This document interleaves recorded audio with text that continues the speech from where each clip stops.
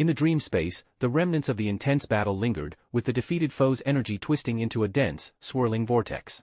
Luang stood with his arms wide open, surrounded by shattering dark energy, feeling a sense of liberation as he released his power. A confident smile returned to his face as he admitted to himself that he had finally managed to take down this difficult opponent. Lu Shang reflected on the difficulty of the battle against the level 13 zombie named Lu Futian.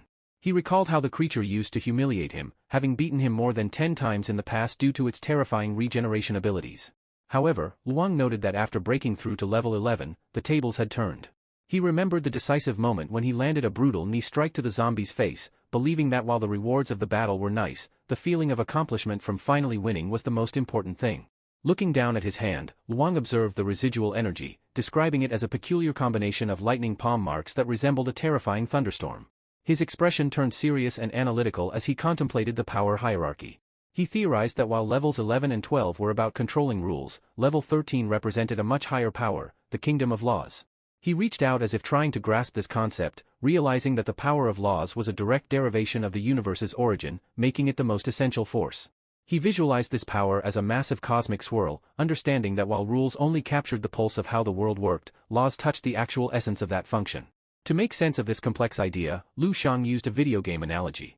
He thought that if the universe was a game, everyone below level 11 was merely a common player who was ignorant and had to obey the game's mechanics. He imagined the higher levels as different types of players, with those at levels 11 and 12 being veteran players who knew how to use the mechanics to their advantage. However, he realized that reaching level 13 and understanding laws was akin to becoming a VIP player who could see the game's source code, adjust the data, and even run their own private server. Finally, a comical chibi version of Lu Shang appeared against a backdrop of computer circuits. He scratched his head, admitting that, in a way, he belonged to this high tier of players because he possessed the origin power and could see the code. Yet, he humorously recognized that he was like a computer-illiterate person who saw the code but had absolutely no idea how to program or comprehend it. Luang clenched his fist tightly, feeling the raw power at his disposal. A confident smile crossed his face as he realized that he had successfully comprehended the law of thunder. He noted that his other achievements had also broken through to the sixth realm, resulting in a complete transformation and a renewed sense of strength.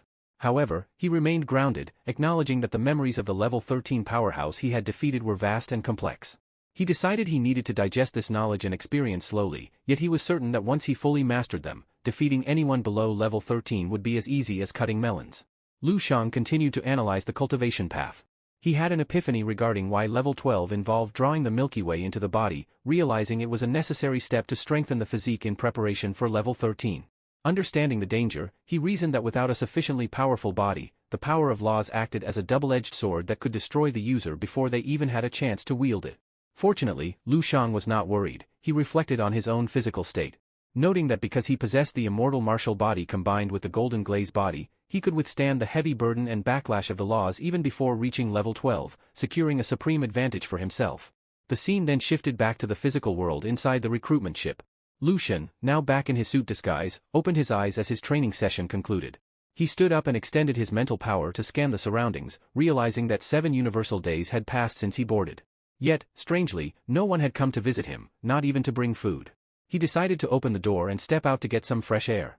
As he entered the corridor, his shoe landed on the metal floor grating, and with a loud crack, the floor collapsed under his foot. Lu Shang pulled his leg back, commenting on the terrible condition of the ship. He was amazed that a vessel that was literally falling apart was still capable of performing space jumps. Suddenly, he was startled when a hand clapped onto his shoulder, and a voice called out, "Hey, brother." Luang turned to see a stranger with a cigarette in his mouth who looked relieved.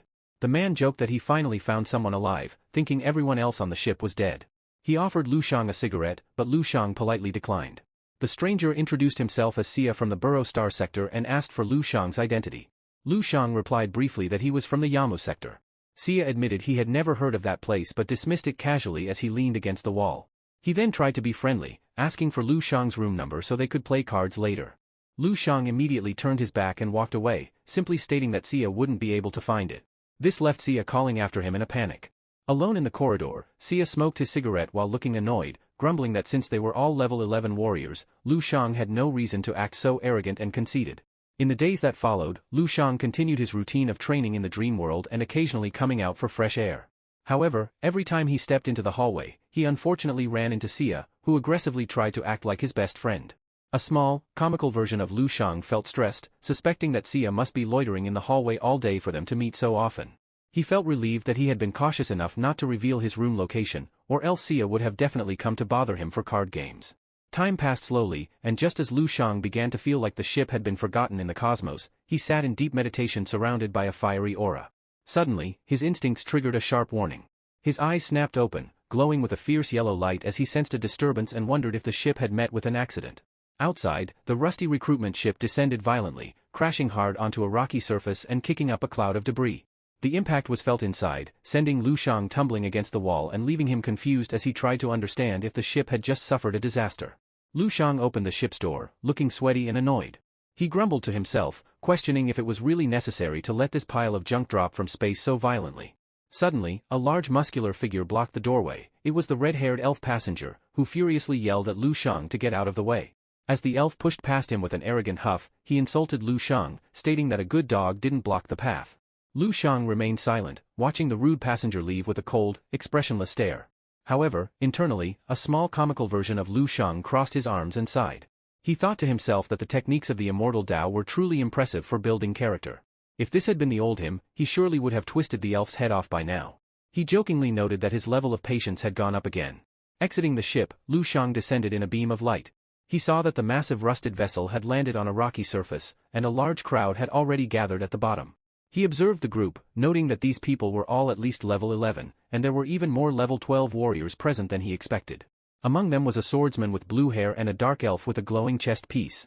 Lu Shang reflected on his own behavior, recalling that he used to think his aura was too strong and attention-grabbing. So, he had deliberately suppressed it. But now, looking at the scene before him, he questioned that decision. As he watched the red-haired elf passenger and other warriors flare their auras wildly, laughing and posing, Lu Shang thought that these individuals were much more arrogant than he was, displaying their power like peacocks competing in a dance, acting like bright torches in the dark universe. Suddenly, something caught Lu Shang's attention, and his eyes narrowed as he noticed a specific individual. Standing amidst roaring flames was a man with red hair and a large sword on his shoulder, smiling confidently as he released a surging wave of fire energy. Sia leaned in towards Lu Shang and pointed out the red-haired man, identifying him as Sire, a super genius from the Baro sector. Sia mocked the young man's arrogant appearance, commenting that he looked like a furious turkey. The scene focused on Sire, who smiled confidently with the large sword on his back. While Sia admitted that at first glance, the guy did look like a genius, his expression quickly turned dark and serious. He questioned the value of being a genius, stating that there was no shortage of them on the battlefield. Sia believed that only those who actually managed to survive the war were the true geniuses and predicted a grim future for Sire, imagining a scenario where the young man's flashy behavior made him a target for giant alien beasts, leading to a quick death. Hearing this specific grudge, Lu Shang asked Sia if there was bad blood between him and Sire. Sia looked surprised by the question, his confident attitude instantly vanished. He leaned in with a sweaty, embarrassed face and whispered the truth, admitting that Sire had actually beaten him up in the past. He claimed this was his biggest secret and that he hadn't told anyone else on the ship, but he was telling Lu Shang because he considered him a friend. Lu Shang stood with his arms crossed, listening with a blank expression. Internally, he wondered when they had become friends and thought Sia was being way too familiar. Suddenly, a large man with rock-like skin appeared behind Sia, tapping his shoulder and calling his name loudly. The rock man pointed directly at Sire in the distance and loudly asked Sia if that wasn't the guy who beat him up. Sia froze in shock, his jaw dropping as his secret was shouted out. He exploded in anger, screaming at the rockman to shut his mouth and asking if he wanted everyone to know, reiterating that it was supposed to be a secret. The rockman scratched his head sheepishly, apologizing and admitting he simply forgot that it was a secret. Sia looked devastated as he realized his secret was out while Lu Shang stood by watching the chaotic interaction with a side-eye glance. A small comical version of Lu Shang shrugged his shoulders, feeling speechless and tired of the noisy people around him.